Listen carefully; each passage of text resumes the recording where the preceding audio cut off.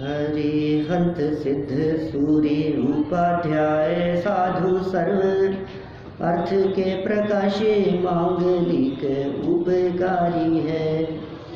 तिन को स्वरूप जान रागते भई जो भक्ति काय को नमाई स्तुति को उचारी है। धन्य धन्य तिन हिते काज सब आज भये कर जोड़े बार बार वंदना हमारी है। मंगल कल्याण सुख ऐसो हम चाहते हैं हो मेरी ऐसी दशा जैसी तुम्हारी है।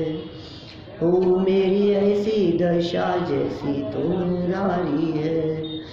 हो मेरी ऐसी दशा जैसी तुम्हारी है।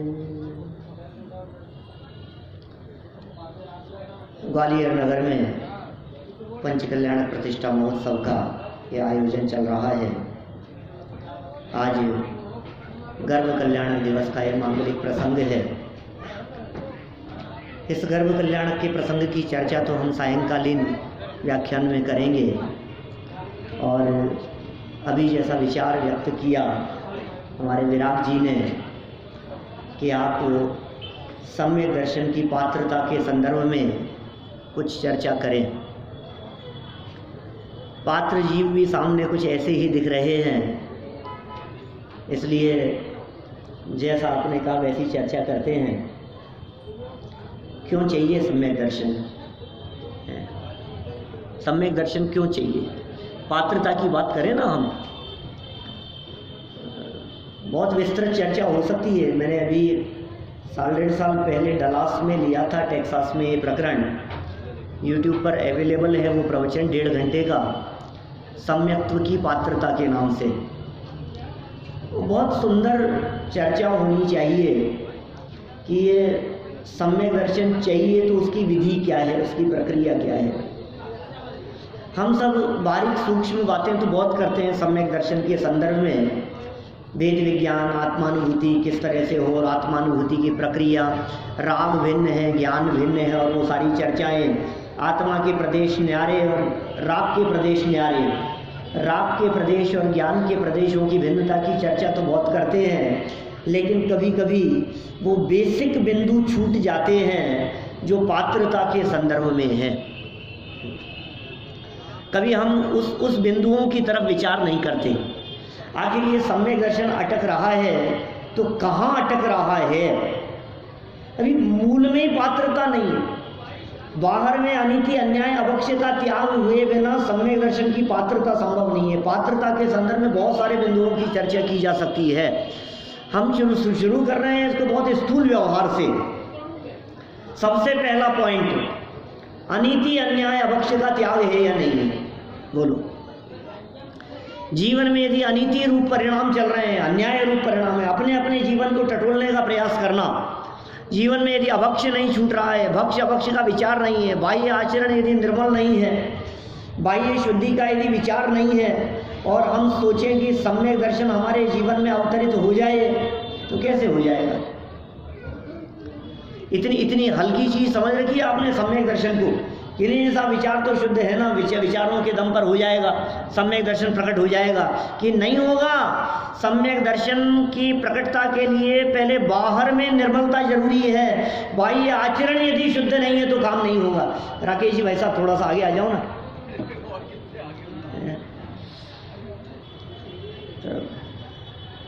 दोनों एक ही क्लास के हैं ना, योगेश जी भाई साहब और राकेश जी। सम्यक दर्शन की पात्रता की बात कर रहा हूं। कौन जीव सम्यक दर्शन के पात्र होंगे? कि साहब आप जिस अनीति अन्याय अवक्ष के त्याग की चर्चा कर रहे हो, हमें ये बात बतलाओ, ये अनीति अन्याय अवक्ष का त्याग क्या नारकियों के भी होता है? हमें तो समझा रहे हो। अभी जिसकी चर्चा कर रहे थे विराग जी, जिन पात्र जीवों की चर्चा कर रहे थे, अनुमोदना के भावों की, उनमें कहाँ से पात्रता आ गई? उस शेर के जीव में कैसी पात्रता थी? उस हाथी के जीव में कैसी पात्रता थी? और आप हमसे कैसी पात्रता चाहते हैं? कि सुनो, यदि तुम्हें शेर के जीव जैसा सम्यक दर्शन चाहिए तो शेर की पर्याय में जाना पड़ेगा। मनुष्य पर्याय में बैठकर शेर की पर्याय की पात्रता की बात कर रहे हो। चतुर्गति के जीवों में सम्यक्त्व की पात्रता अलग अलग प्रकार की होगी।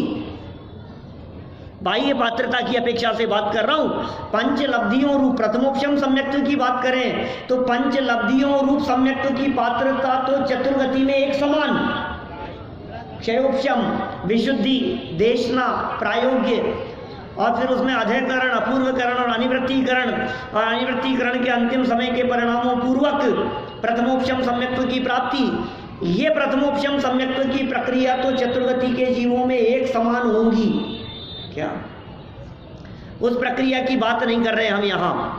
क्या हम यहाँ बात कर रहे हैं मनुष्य गति के जीवों के संदर्भ में क्या बात लागू हो, ये बताओ। तो मनुष्य गति के जीव हैं तो भक्ष्य अभक्ष्य का विचार तो होना चाहिए कि साहब शेर को हो गया था, फिर शेर को ले आए तुम। शेर को हो गया था तो क्या मांस खाते खाते हुआ था क्या? मांस का जीवन पर्यंत के लिए त्याग करने पर हुआ था कि नहीं नहीं साहब, हमारे जीवन में तो कोई अनीति अन्याय नहीं है। कि अपने दिल पर हाथ रख करके देखना, क्या कोई अन्याय नहीं है? आप जानते हैं अनीति किसका नाम है और अन्याय किसका नाम है? अभक्ष्य तो खान पीन संबंधी शुद्धता का नाम है। अनीति और अन्याय में क्या फर्क है? जहां किसी दूसरे व्यक्ति का अहित होता हुआ दिखाई देवे, उसका नुकसान होता हुआ दिखाई देवे, ऐसा कृत्य अपने द्वारा किया जाए, उसका नाम है अन्याय। उसके साथ में किया ना हमने, ये अन्याय है। और जहां किसी दूसरे का अहित तो ना हो लेकिन कानून और नियमों का पालन ना हो, उसका नाम है अनीति। नैतिक नहीं है ये काम। हिसाब मैं जो कुछ भी कर रहा हूं इससे तुम्हें क्या फर्क पड़ रहा है? तुम्हारे पेट में क्या दर्द हो रहा है? तुम्हें क्या नुकसान हो रहा है? कि हमें तो कुछ नहीं हो रहा है लेकिन ये काम योग्य नहीं है, वो अनीति। अयोग्य कार्य को अनीति कहते हैं। बोलो किसी जगह पर आप खड़े हैं और आपको गाड़ी ले जानी है और डिवाइडर है बीच में, आपको सामने की तरफ जाना है। यदि आप सही साइड से जाते हैं तो 1-1.5 किलोमीटर का चक्कर लगेगा, और रॉन्ग साइड से जाते हैं तो कुछ दूरी पर चल करके ही आप उस तरफ पहुंच जाएंगे। तो क्या करेंगे बोलो आप? अब वहां कौन जाएगा? सुनो, इस आचरण का नाम है अनीति। ये नैतिक नहीं है, ये राज्य विरुद्ध है, ये कानून के विरुद्ध है। रेड लाइट क्रॉस कर जाना ये व्यवस्था योग्य नहीं है। ऐसी बहुत तरह की बातें जो अनैतिक हो सकती है, अपने अपने जीवन में देखने का प्रयास करना। समझ लो आप कहीं कुछ गिफ्ट बट रही है और एक की जगह 2 ले ली, ये अनीति है। अन्याय तो नहीं किया हमने किसी के साथ में, किसका क्या बिगाड़ दिया, किसके क्या फर्क पड़ रहा है, देने वाले के क्या फर्क पड़ रहा है, उसके भी फर्क नहीं पड़ रहा। सुनो, अन्याय तो नहीं किया तुमने, लेकिन ये नैतिक नहीं। अपने अपने बाह्य जीवन को टटोलने का प्रयास करें। अनीति यदि जीवन में होगी तो सम्यक्त्व की पात्रता नहीं है। अन्याय यदि किसी के साथ में होगा तो सम्यक्त्व की पात्रता नहीं है। और अभक्ष्य की यदि हम बात करें तो मध्य मांस मधु के सेवन रूप मोटा मोटा अभक्ष्य तो छूटे। हिसाब ये तो छूटा हुआ ही है। आप जैनियों की सभा में बात कर रहे हो, पंचकल्याणक की सभा में बैठ करके बात कर रहे हो कि मध्य मांस मधु का त्याग हो। ये शोभा देता है इस सभा में बैठ करके बात करना कि आप जानते हैं शराब तो आप नहीं पीते, लेकिन चलित रस का सेवन करते हैं तो वो शराब के अंतर्गत आता है। क्या? जिसका रस चलायमान हो गया है ना, उसमें मादकता उत्पन्न हो गई है, वो शराब है, वो मद्य है। कि साहब मांस का भक्षण तो हम नहीं करते, ये किसने कहा? यदि आप द्विदल सेवन के संदर्भ में सावधानी नहीं रखते तो मांस भक्षण के दोषी हैं। आलू खाने से ज्यादा बड़ा पाप है दही बड़ा खाना। बोलो, समझ में आती है बात क्या कह रहा हूं मैं उस व्यवहारिक पात्रता की बात कर रहा हूं मैं। हो सकता है ये भी हमारे जीवन में पालन किया जाता हो, लेकिन दृढ़ता से पालन किया जाना कि साहब दही की कड़ी तो नहीं खाते हम, दही बेसन तो नहीं खाते, लेकिन वो जो है ना मटर की सब्जी बनती है दही की, वो चल जाता है, अब इसमें क्या है, तो हरी सब्जी है। द्विदल खाने में मांस भक्षण का दोष लग रहा है। मध्य मांस मधु का त्यागी होना चाहिए। होंगे, मैं उम्मीद करता हूँ सभा में बैठे हुए ऐसे लोग कि साहब आप तो आगे बढ़ो, ये तो बात बहुत सरल है, इसका तो पालन हमारे जीवन में चलता है। आगे क्या करना है हमारे को सम्यक दर्शन की पात्रता के संदर्भ में, तो सम्यक दर्शन की पात्रता के संदर्भ में 2 बिंदु हो गए यहाँ। अब तीसरे बिंदु की तरफ बढ़ें तो कहा निशंकित आदि 8 अंगों का पालन जीवन में होना चाहिए। कि साहब सम्यक दर्शन की पात्रता की बात कर रहे हो कि सम्यक दर्शन के बाद की बात कर रहे हो? बहुत संक्षेप में चर्चा कर रहा हूं मैं, शॉर्ट में। सम्यक दर्शन के बाद की बात नहीं कर रहा हूं, सम्यक दर्शन के पहले की बात कर रहा हूं। निशंकित आदि 8 अंग सम्यक दृष्टि के होते हैं कि मिथ्या दृष्टि के? सम्यक दृष्टि के, मैं कह रहा हूं मिथ्या दृष्टि के होते हैं। सम्यक दृष्टि के तो होते ही हैं, उसकी तो क्या बात करें। सम्यक दृष्टि के जीवन में तो निशंकित, निकांक्षित, निर्विचिकित्सा, मूढ़ दृष्टि, उपगुहन, स्थितिकरण, वात्सल्य, प्रभावना, ये 8 अंग सम्यक दृष्टि के जीवन में तो होते ही होते हैं। लेकिन जिस मिथ्या दृष्टि जीव के जीवन में व्यवहारिक भूमिका में अभी इन 8 अंगों का पालन नहीं है, वो जीव सम्यक दर्शन प्राप्त करने का पात्र नहीं है। निशंकितपना, वो लोग यदि अपने जीवन में निशंकितपना नहीं हो तो क्या आप उम्मीद कर सकते हैं सम्यक दर्शन हो जाएगा? जिनेंद्र भगवान के वचनों में यदि आपको शंका है तो क्या आप सम्यक दर्शन प्राप्त करने के अधिकारी हैं? अपने दिल पर हाथ रख करके सोचना, मैं उस पात्रता की बात कर रहा हूं। अभी यदि आप ये कहो अरे साहब किसने देखा, अरे साहब हाँ ये तो ठीक है, शास्त्र की बातें हैं, ऐसा क्या है? निशंकितपना, जिनवाणी की बात है ना, ये बात जिनवाणी मां कह रही है ना, इसमें शंका की गुंजाइश नहीं है रंच मात्र भी। हृदय में यदि थोड़ी बहुत भी शंका स्वर्ग नरक के संदर्भ में, भवनवासी व्यंतर आदि देवों के संदर्भ में, देवों की आयुओं के संदर्भ में, सागरों की चर्चा के संदर्भ में, असंख्यात द्वीप समुद्रों के संदर्भ में, अनादि अनंत जीव तत्व के स्वरूप के संदर्भ में, जिनवाणी में कही गई किसी भी बात के संदर्भ में यदि चित्त में प्रश्न खड़ा होता है तो कह रहे हैं अभी निशंकितपना व्यवहारिक भूमिका में भी नहीं है, ये सम्यक दर्शन का पात्र नहीं है। निशंकितपना व्यवहारिक भूमिका में। हम ये नहीं कह रहे कि आपके चित्त में जिज्ञासा उठे और आप प्रश्न ना पूछो। जो बात समझ में नहीं आएगी वो तो प्रश्न तो पूछेंगे ही ना। बात समझ में नहीं आ रही है, पूछेंगे, अवश्य पूछेंगे। जिज्ञासा से प्रश्न पूछना अलग बात है और प्रकरण पर प्रश्न चिन्ह खड़ा कर देना अलग बात है। यहां प्रश्न चिन्ह खड़ा कर देने के निषेध की चर्चा कर रहा हूं, श्रद्धा से, बहुमान से। ये बात मुझे समझ में नहीं आ रही है, इसकी विवक्षा मुझे समझ में नहीं आ रही है। यहां आचार्य देव क्या कहना चाहते हैं, ये बात कहने के पीछे उनकी विवक्षा क्या है, इस बात को गहराई से समझें और निशंकितपना अपने जीवन में धारण करने का प्रयास करें। पात्रता का पहला बिंदु हो गया ये, 8 अंगों में निशंकित। अब सोचो कांक्षा जीवन में हो तो सम्यक दर्शन हो जाएगा क्या? अभी तो लालसा बैठी हुई है, पंडित जी कौन सा कहाँ मिल जाएगा, ये हो जाएगा क्या? भगवान की भक्ति से भले ही न मांगे लेकिन पुण्य तो बनता ही है ना, आखिर काम तो पुण्य से होगा। अभी पंच कल्याणक में आए हैं, यहाँ आयोजन में बैठे हैं तो थोड़ा बहुत इतना तो पुण्य बन ही जाएगा। इतने बड़े अनुष्ठान में बैठे हैं, अब इतना सभी काम नहीं होगा क्या हमारा? पंचम काल में कौन से स्वर्ग तक जा सकते हैं?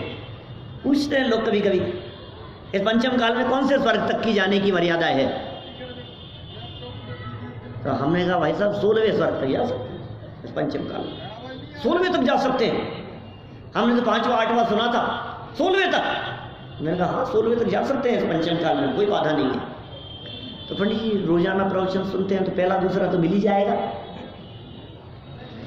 अभी जिसके हृदय में भोगों के प्रति कांक्षा बैठी है, जिसके हृदय में स्वर्ग जाने की इच्छा बैठी है, जिसे ये पांचों इंद्रियों के विषय भोग आकर्षित करते हुए नजर आते हैं, अपने अंतरंग को टटोलने का प्रयास करना, ये सम्यक दर्शन कैसे अवतरित होगा ऐसे हृदय में जिसके हृदय में भोग बैठे हो, उसके हृदय में आत्मा कहाँ आकर के विराजमान होगा।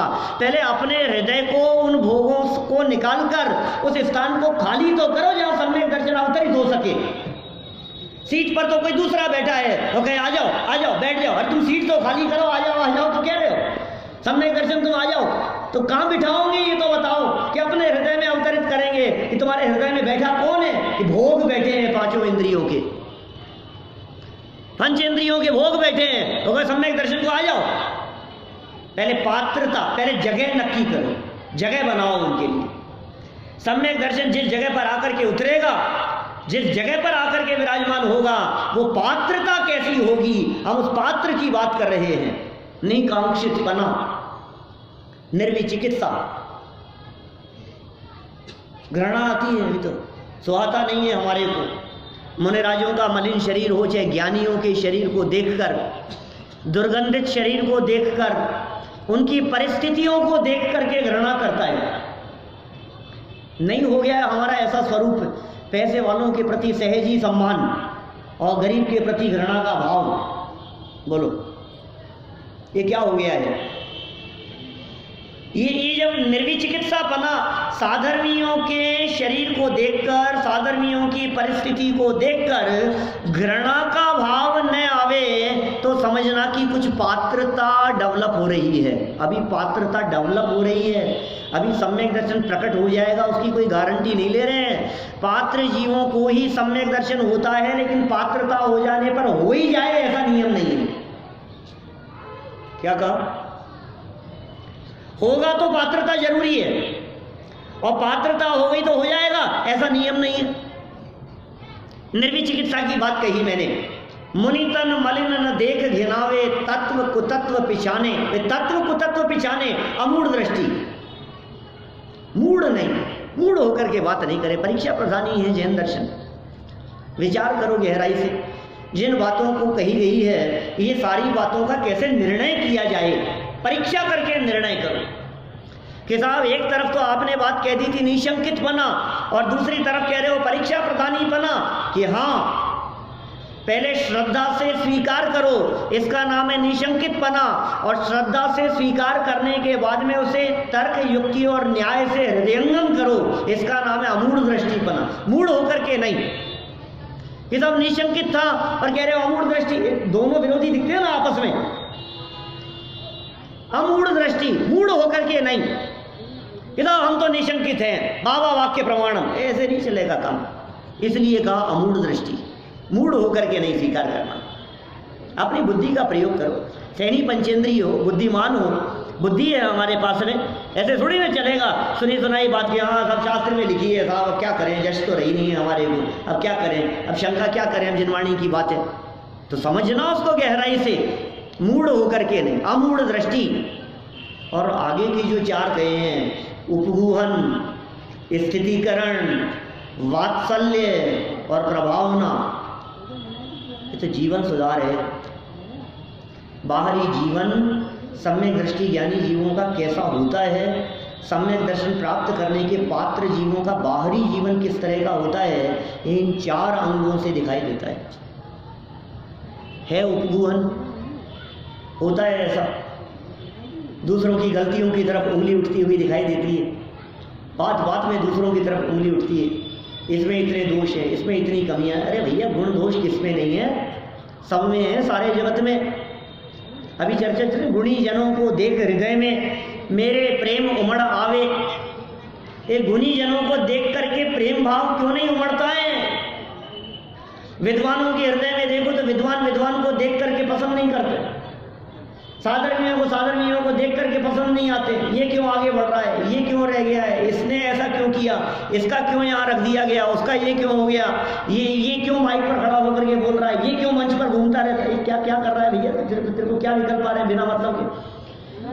ये नहीं उपगो, नहीं उसकी तो इतनी बड़ी गलती थी, उसने तो ऐसा किया था, उसके साथ तो ऐसा। अरे भैया उपगुहन किसे कहते हैं जानते हैं? उपगुहन, गलतियों को छिपाना। कैसे कैसे उपगुहन अंग के अंदर प्रसिद्ध हुआ अपने यहाँ सेठ उद्दयन, क्या नाम था नहीं जिनेन्द्र दत्त सेठ, वो उसको बचा लिया था उसने, ब्रह्मचारी को छत्र चुरा करके ले गया जनालय में से, बचा लिया उसको, दुनिया के सामने कह दिया कि नहीं। अरे भेष बदनाम हो रहा है, जैन बदनाम हो रहा है, विद्वान बदनाम हो रहा है, विद्वत्ता की निंदा हो रही है। क्या आप ये क्यों नहीं समझ रहे हैं? आप जो कह रहे हैं ना, भले ही सत्य हो वो बात, लेकिन वो सत्य होते हुए भी लोग क्या कहेंगे कि ये देखो ऐसे होते हैं विद्वान, ये देखो ये इनके आपस में नहीं बनती है। आपके भाई है ना, आपका परिवार है ना, जैन है ना, कैसा वात्सल्य होना चाहिए। उपगुहन होगा तो वात्सल्य सच्चा होगा, उपगुहन नहीं है तो वात्सल्य नहीं है, उपगुहन नहीं है तो स्थितिकरण नहीं है। यहां से उपगुहन से शुरू होगी चर्चा, तो उपगुहन नहीं है। अब आप कहोगे साहब हम इसको सही रास्ते पर ला देंगे, कि कैसे ला दोगे? इसकी गलतियों को उजागर कर करके, सारे दुनिया के सामने इसके दोषों को बखान कर करके इसको लाइन पर लाओगे आप?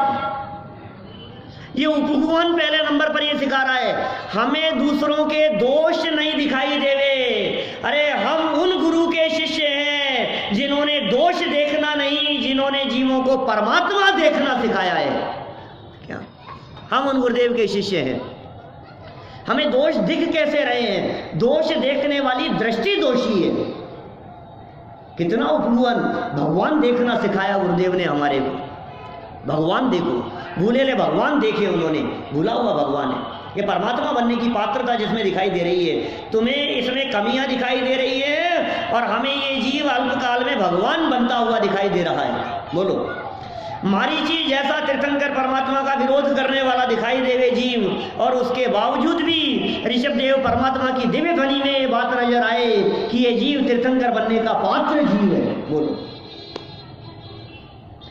समाव शरण में बैठ करके विरोध करता हुआ जीव समाव शरण के दरवाजे पर खड़ा होकर के अंदर नहीं जाने दे रहा है, और दिव्य ध्वनि में क्या बात आ रही है? भूला हुआ है, कोई बात नहीं, ये भगवान बनने वाला है, ये जीव तीर्थंकर बनने वाला है। किसी भी व्यक्ति की गलतियां देख देख कर आप गलतियां उजागर करके उसको सुधार नहीं सकते। आप यदि अपने बच्चे को सुधारना चाहते हो ना, आप उसकी गलतियां देखना बंद करो, आप अपने बच्चे के दोष देखना बंद करो, आप बात बात में उसे डांटना बंद करो, आप बात बात में उसे टोकना बंद करो, उपगुहन करो। उस बच्चे की परिस्थिति समझो। वो ये समझने लग गया है कि पिताजी तो मेरे हैं ही नहीं, इनको तो मेरे में अच्छाई नहीं दिखती है। आप कभी कभी उसके गुणों की प्रशंसा भी करो, ये सम्यक्त्व की पात्रता के संदर्भ में कह रहा हूं मैं। कभी अपने बच्चे की प्रशंसा भी करो। पड़ोसी के बच्चे की प्रशंसा तो अपने बच्चे के सामने 50 बार करता है। उसको देख, उसको देख, उसको देख, वो देख कितना पढ़ता है, वो देख कितना होशियार है।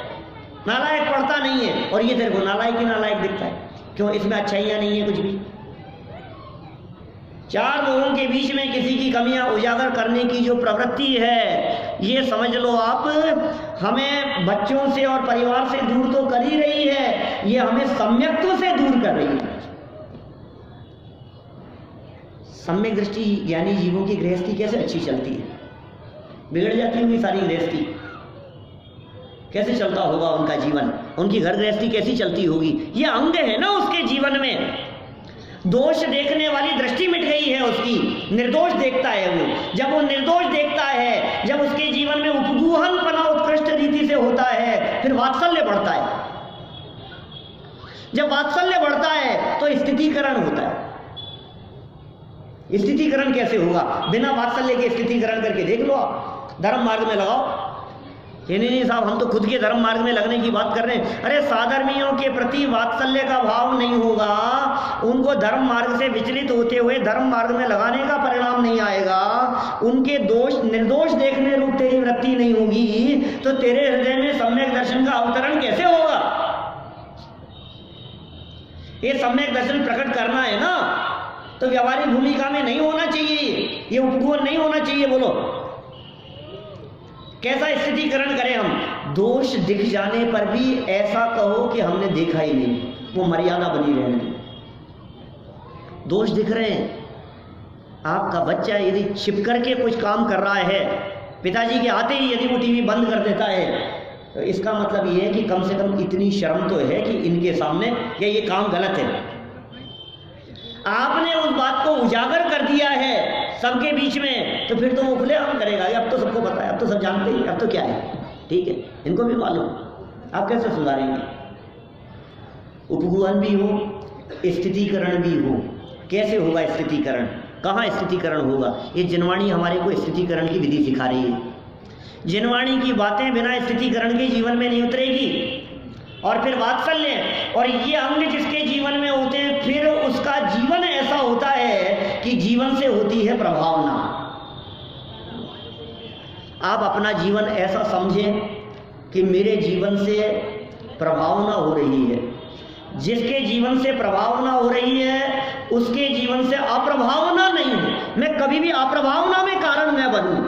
बोलो, अपने आपके जीवन को सुधारो। आप अपना जीवन सुधारेंगे, जीवन सुधरता जाएगा। जैसे जैसे बाह्य जीवन सुधरता जाएगा वैसे वैसे परिणाम सुधरते जाएंगे, और जैसे जैसे परिणाम सुधरते जाएंगे वैसे वैसे भाव भूमि पकती चली जाएगी, और जैसे जैसे वो भूमि तैयार होगी तो उस भूमि में ये सम्यक रूपी बीज डलेगा और सम्यक दर्शन की उत्पत्ति होगी। ये भाव भूमि तैयार करने की बात है। कैसे जीव हो सम्यक दर्शन के पात्र? बहुत तरह की पात्रता की चर्चाएं हमारे यहाँ शास्त्रों में की है। जिनवाणी में इतने तरह से पात्रता की चर्चाएं की है, माने घंटों चर्चा करो, 8-8, 10-10 घंटे सम्यक दर्शन की पात्रता के संदर्भ में, तो समय कम पड़े। इतने प्रकरण हैं। देखो, जिसका संसार परिभ्रमण का काल अर्ध पुद्गल परावर्तन से कम बचा हो, वो जीव सम्यक्त्व का पात्र है। ये भी पात्रता के संदर्भ में चर्चा की गई। जिसका काल अभी संसार परिभ्रमण का अर्ध पुद्गल परावर्तन से ज्यादा होगा, वो सम्यक दर्शन प्रकट करने का पात्र नहीं होगा। कि ठीक है साहब, ये तो हमें पता नहीं लगता है कैसा भी। दूसरी बात, वो जीव सैनी पंचेंद्रिय होना चाहिए। असैनी तक के जीव, एक इंद्रिय से लेकर असैनी पंचेंद्रिय तक के जीव सम्यक दर्शन प्रकट करने के पात्र नहीं है। पहली पात्रता तो आई गई होगी, अर्ध पुद्गल परावर्तन वाली हो ही गया होगा, हमें क्या मालूम सैनी पंचेंद्रिय पना है या नहीं है। ये साहब सैनी पंचेंद्रिय पना भी है। अब ये सैनी पंचेंद्रिय पने के साथ में अब बात आती है विशुद्धि की। सैनी पंचेंद्रिय पना हो तो इसे कहें हम क्षयोपशम। टोडरमल जी साहब कहते हैं यद्यपि क्षयोपशम अलग चीज है, क्षयोपशम लब्धि अलग चीज है, दोनों में अंतर भी है। मैं भी उस अंतर की तरफ नहीं बढ़ रहा हूं। मैं सिर्फ इतना कह रहा हूं, सैनी पंचेंद्रिय पना तो है, माने इतनी बुद्धि तो है कि जिनवाणी की बात को समझ सके, ये जिनवाणी की चर्चाएं हृदय में उतर सके। एक क्षयोपशम कि हाँ साहब क्षयोपशम तो है, एक क्षयोपशम तो सब में दिखता है सैनी पंचेंद्रिय जीवों में। अब विशुद्धि है कि नहीं है? विशुद्धि है भूमि, विशुद्धि है परिणामों की कोमलता, विशुद्धि है भीगे हुए परिणाम, विशुद्धि है अंतरंग के ऐसे निर्मल परिणाम जिन निर्मल परिणामों में ये सम्यक दर्शन का अवतरण हो। विशुद्धि चाहिए, कठोर परिणामों में नहीं। जैसे कठोर भूमि में बीज डाले तो वो काम नहीं करता है ना, उसी तरह से भाव भूमि यदि पवित्र नहीं हो तो काम नहीं चलेगा। ये भूमि चाहिए। कैसी भूमि चाहिए? परिणाम भीगे हुए होने चाहिए। कैसे भीगेंगे परिणाम? देखो, जैसे पानी का घड़ा होता है ना, मिट्टी का घड़ा है, उस मिट्टी के घड़े में पानी भरा हो तो बाहर से नम दिखता है कि नहीं? नमी होती है या नहीं? और अंदर पानी नहीं हो तो सूखा दिखता है। माने जिस घड़े के भीतर पानी भरा हुआ होता है वो घड़ा भी बाहर से नम दिखाई देता है, टच करो तो उसमें नमी दिखती है। इसी तरह से जिसका हृदय तत्व ज्ञान से भीगा हुआ हो उसके बाहरी जीवन में भी ऐसी नमी परिणामों की कोमलता दिखती है। नहीं दिखे तो अभी पात्रता नहीं। अभी कठोर परिणामी जीवों के हृदय में सम्यक दर्शन नहीं आएगा। सम्यक दर्शन के लिए पात्रता जगाओ। परिणाम कितने कोमल हो, भीगे परिणाम हो, कैसे हो कि तत्वज्ञान से भीगे हो, निरंतर तत्वाभ्यास से, बार बार अध्ययन करते हुए, मनन करते हुए, चिंतन मनन करते हुए। अभी जिन स्तुतियों और पाठों की चर्चा कर रहे थे, वे सारी स्तुतियां और पाठ जिसके जीवन और जिसके चिंतन में निरंतर चलते रहते हो, अरे बार बार चिंतन में यदि ये चलेंगे, कौन से कि वो जीवों की हम करुणा पालें, झूठ वचन नहीं कहें कदा, पर्दन कबू न हरूं स्वामी, ये ब्रह्मचर्य व्रत रखें सदा, तृष्णा लोभ बढ़े न। ये क्या है? ये सब की सब बातें विशुद्धि में, ये पात्रता है, ये विशुद्धि तैयार होती है। आप पाठ पढ़िए, आप आलोचना पाठ देखिए, आप विनय पाठ देखिए। जिनेंद्र देव के प्रति बहुमान का भाव, जिनेंद्र दशा प्रकट करने की दशा में पहला चरण है सम्यक दर्शन। जिनेंद्र भगवान बनने की दिशा में पहला चरण सम्यक दर्शन। जिसके हृदय में जिनेंद्र देव की महिमा नहीं है, वो देव बनने की दिशा में कदम कैसे बढ़ेंगे? ये बहुमान का भाव है हृदय में। देव को देख करके परिणाम कैसे भीगते हैं, वीतरागी सर्वज्ञ परमात्मा को देख करके परिणामों में कैसी भूमि तैयार होती है, भाव भूमि तैयार होती है, कैसी निर्मलता विशुद्धि आती है। ये विशुद्धि लब्धि है, भीगे परिणाम। इसमें भी अपना कुछ दम नहीं है कि हमने कोई काम बड़ा कर लिया हो इस विशुद्धि में। फिर नंबर आता है देशना का, गुरुओं की देशना। गुरुदेव की वाणी मिल गई, सम्यक दृष्टि ज्ञानी जीवों की वाणी सुनने का अवसर मिल गया, ये जनवाणी और ये तत्वज्ञान सुनने का अवसर मिल गया, ये देशना। यहाँ तक तो आपका कोई योगदान नहीं है, कुछ नहीं किया यहाँ तक तो हमने, बोलो ये तो सब हो जाता है सहज अपनी योग्यता से। मैं कभी कभी इस चीज़ को दूसरे एंगल से कहता हूँ, अभी लब्धि सारादि ग्रंथों के अनुसार नहीं लगाना, क्या उनके अनुसार नहीं, वो कर्मानुयोग की विवक्षाओं की गहराई में मत जाना, बहुत मोटी मोटी स्थूल विवक्षा से बात को समझना। क्षयोपशम के लिए तुमने क्या किया ये बताओ, क्षयोपशम के लिए क्या किया? ये कुछ नहीं, पिछले जन्मों में कुछ ऐसे कर्म किए थे, ज्ञानावरणी आदि कर्मों का ऐसा मंद उदय हुआ कि सम्यक दर्शन प्रकट करने की पात्रता रूप क्षयोपशम हो गया। हमने क्या किया इसके लिए, बोलो? सैनी पंचेंद्री बनने के संदर्भ में हमारा वर्तमान पुरुषार्थ क्या दिखता है? कुछ भी तो नहीं है। ये तो कर्म के योग से वर्तमान में ऐसी दशा दिखती है, इसका मतलब क्या कर लिया आपने? ये कुछ नहीं, हो गया ये तो। अच्छा, क्षयोपशम और विशुद्धि के लिए कि नहीं ना, विशुद्धि के लिए तो बहुत मेहनत की, हमने बहुत काम किया है, पढ़ रहे हैं, समझ रहे हैं, सब विशुद्धि के लिए तो कर रहे हैं हम सब। कि तुम क्या कर रहे हो सुनो, चारित्र मोह कषाय की मंदता होती है तो विशुद्धि होती है। ज्ञानावरणी कर्म के उदय की मंदता होती है तो क्षयोपशम लब्धि होती है। मैं फिर कह रहा हूँ, मैं लब्धि सारादि ग्रंथों के अनुसार नहीं कह रहा हूँ, मैं समझने की दृष्टि से कुछ पॉइंट आपको देना चाहता हूँ। क्या कह रहा हूँ? ज्ञानावरणी आदि कर्मों का मंद उदय होने पर ज्ञान आदि की जो एक विशेष प्रकार की योग्यता का परिपाक हुआ, उसका नाम क्षयोपशम लब्धि। इसके लिए हमें कुछ भी नहीं करना पड़ा। और विशुद्धि किसका नाम?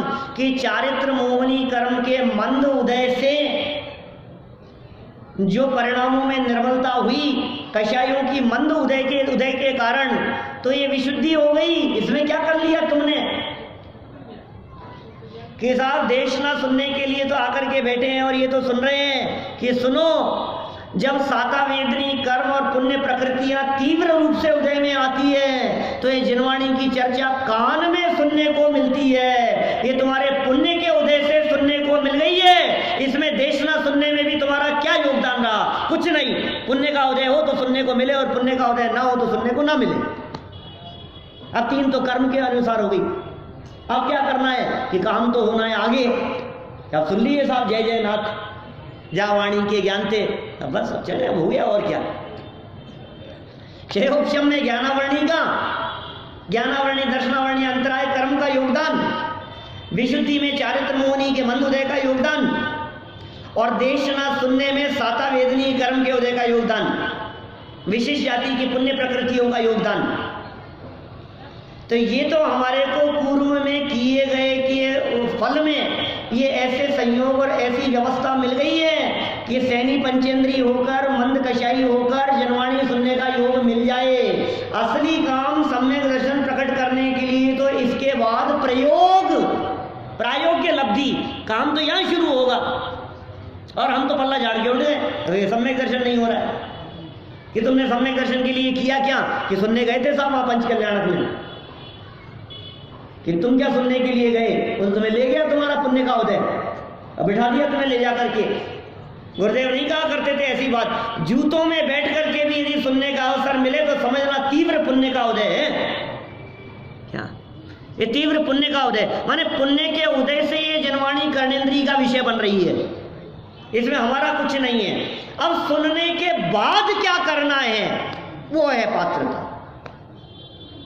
यहां तक का काम तो योग मिला दिया गया।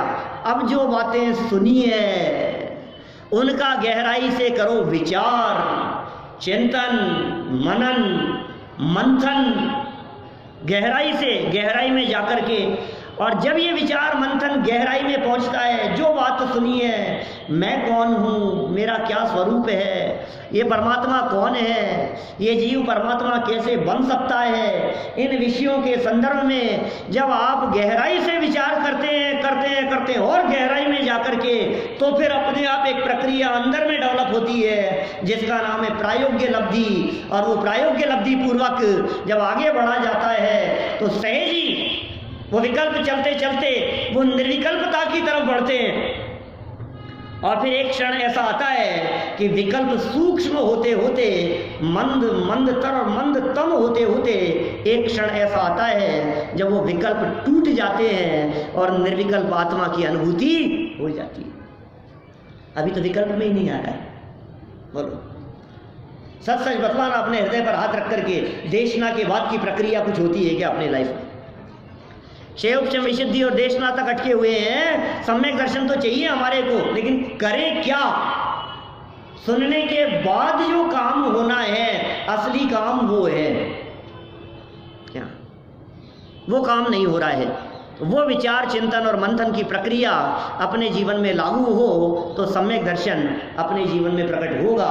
और हम सभी ऐसी पात्रता अपने जीवन में डेवलप करके सम्यक को प्रकट करें। इसी मंगल भावना से मैं बात को यहीं विराम देता हूँ। अभी हमने